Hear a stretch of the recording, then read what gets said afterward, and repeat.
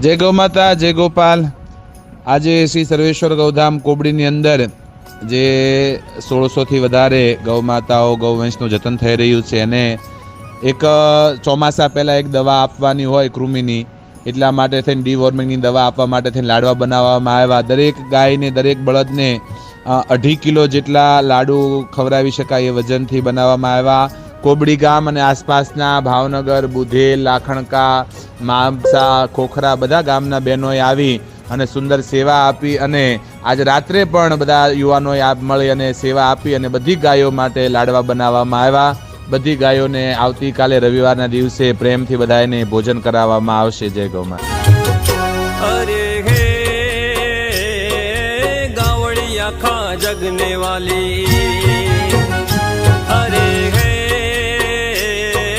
मावड़िया पड़ी सौने वाली।